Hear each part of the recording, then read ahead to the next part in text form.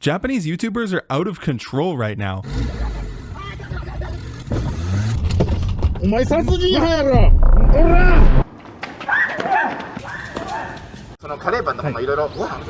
What the hell is going on? Here's something I've learned about Japan. They love being 5 years late to the party. Take Tinder as an example. By the end of 2013, everyone was using it here. But Japan didn't really start swiping until 2018. The same thing happened with YouTube. Our first big YouTubers blew up in 2008 and 2009, but no Japanese YouTubers hit 1 million until 2014. Hello, YouTube. So if my theory is correct, Japanese YouTube is currently experiencing what we experienced in 2018. I'm Ethan Bradbury. How would your children react if there was a house fire? Get in! Get in the car, bro! You guys coming back? Dude, this is fake. You have to take it right now. Joey Salad here. Today, we're gonna be doing the phone destroying prank. I hate you! Alright, let's see what they're up to. This is outdoors YouTuber Hadaruko, whose content is normally something like this.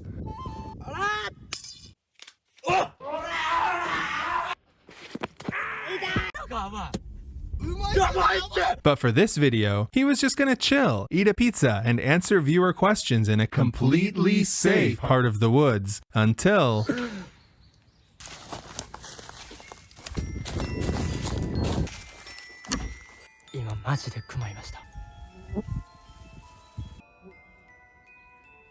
They decide to hide in the car, but all of a sudden, don't forget to like and subscribe. What? And then he says, I almost died. You'll have to come back tomorrow for part 2.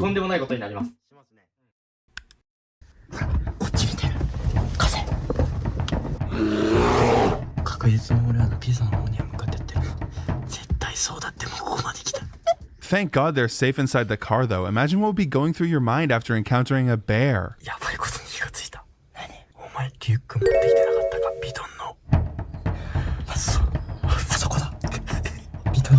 Yeah, now he cares.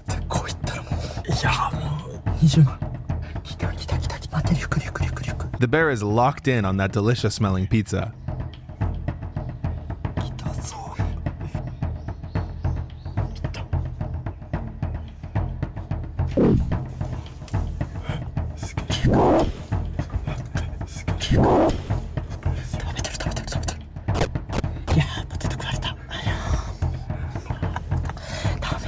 The bear gobbles up their pizza and takes a souvenir when she leaves.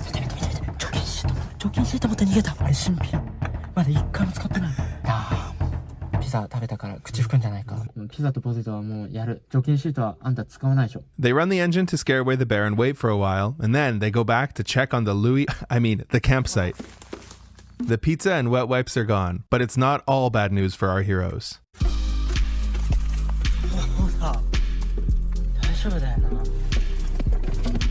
Seriously though, if I encountered a bear, I'd be shitting my pants. These guys have some nerves, huh? And to catch it all on video, what a lucky event. Oh, sorry, let me skip past another subscribe screen. But yeah, it's lucky he was filming. I mean, that could have gone so much worse, but instead he got some amazing footage. And look what it did to his channel. 12 million views in a month. That's more than triple any month he had before. Wow. Some people were skeptical though. There was one very weird coincidence. This forest they were filming in, there was a bear sighting in this exact spot 24 hours prior. There were 4 big warning signs up, which I guess he didn't notice. And that's not the only part of the story that people thought smelled a bit fishy. But hold on, let's not jump to conclusions. It's not like he's the kind of YouTuber who will do anything to find a bear. ヒグマに会えるまで帰れませんやっていきたいと思います。お願いします。クマ、見つけるまで帰れません。第2弾。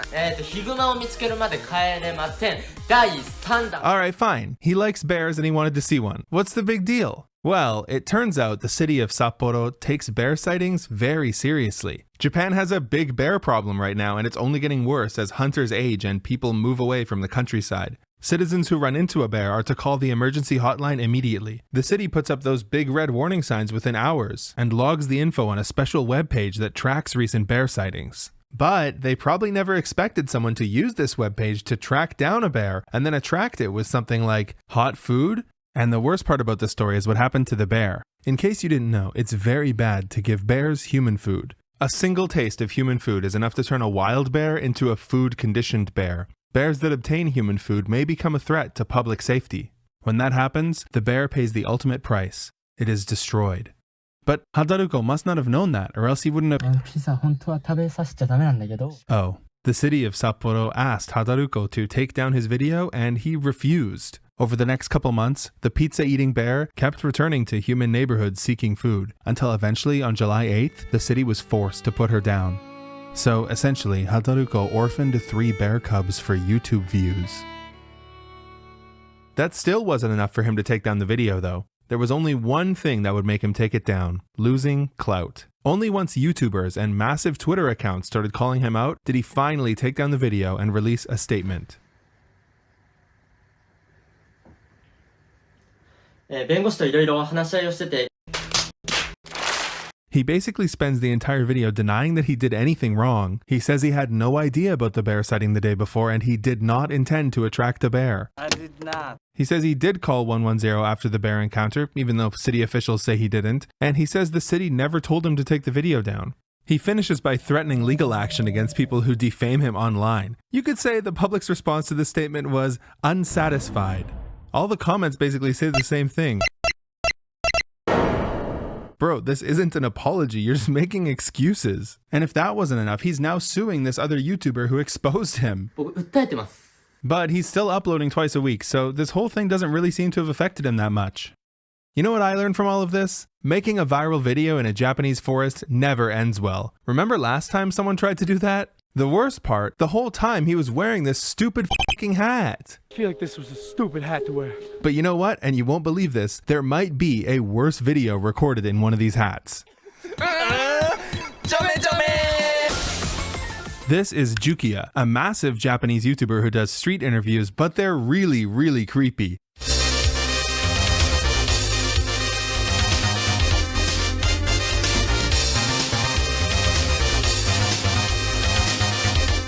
His titles and thumbnails are so explicit that I can't even read you them without getting in trouble on English YouTube, but Japanese YouTubers have different rules, I guess. Apparently his Asking Women to Show Me Their Underwear series wasn't crazy enough, so in June of this year, he made a video called Asking Girls with Boyfriends to Touch Their Butts Intense. 暖かくなってきたんでみんなもう露出増えてんのよ、薄着になってきてるから、ボインビンゴ。なるほど。ありがとうございます。 Oh, it's so cringe. Oh, but we gotta get through it. Basically, they're gonna try to find a woman with each cup size. What does that have to do with touching them? Well, this gentleman has a secret plan. アルファベットなんですかって聞いてます。いいね。測定させていただきます。 Yeah, that's the plan. ちなみにお願いします。 Remember when I said Japanese YouTube has different rules? Oh my god, I can't watch this. It's so cringe. はい、ガット。はい、ガット。ガットいこう、ガットいこう。はい、84。 Alright, well, at least that's over. Just kidding. There's more. アンダーどうぞ。おー、来ました。来ました、トグロ来ました。アンダー、はい、ぐるっと。73。 84、73。 If you thought they'd embarrassed her enough already, you're wrong. It's time to plug her measurements into an online calculator and accuse her of lying in front of millions of viewers. C です。違うの。恥ずかしい。 But hold on. She wasn't lying. As far as I can tell, I mean, I don't know anything about this. Before they can continue this madness, they gotta take a break to sign some autographs. Seriously, these guys are so famous, which is crazy because we haven't even gotten to the worst, most cringe part of the video. You know, the part that was played on the news. まあなんて言うんだろうね。 So they're back to their antics, and this time they've got a young couple. They realize they gotta deal with the boyfriend first before they can whip out the tape measure. Luckily, Buddy here knows exactly what to do. さあそこに、ちょっと来て。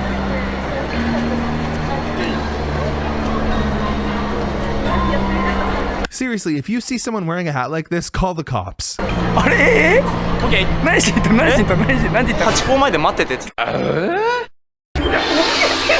He's yelling, dude, she's so scared. It's like, yeah, bro, I wonder why. ボインのアルファベット聞いてます。 This was the last time anyone ever saw this woman.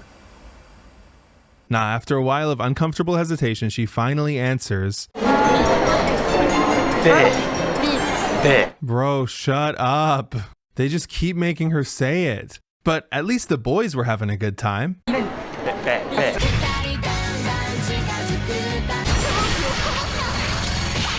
No, come on, stop. You know she doesn't want you to. 測定タイム入ってもいい？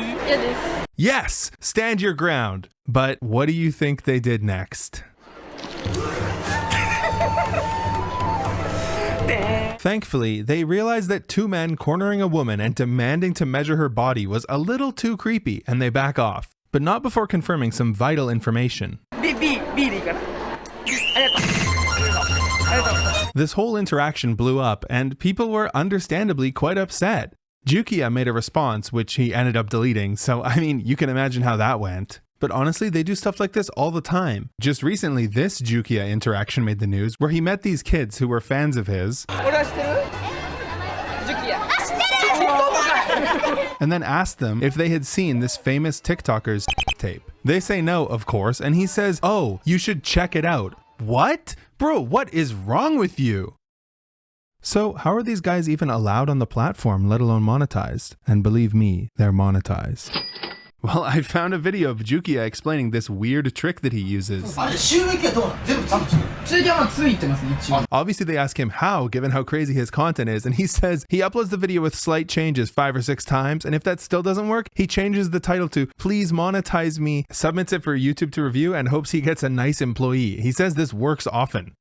You know, as much as I dislike these fellas, maybe it is unfair to criticize Japanese YouTube as a whole for this when it's a phase that we also went through. But hopefully it is just that, a phase, and they can get out of it soon. Something that helps is news organizations and celebrities calling out these influencers when they go too far. 命の危険を感じてたんですか？そうですね、ドキドキしてましたずっと。でも撮影はそうですね。矛盾点だなと思うのが、その命の危険を感じているのであれば撮影を続けるっていう行為が、いや怖いわ、回し続けるもんなのか。正直僕仕事を YouTuber としてやってるんで染みついてたというか。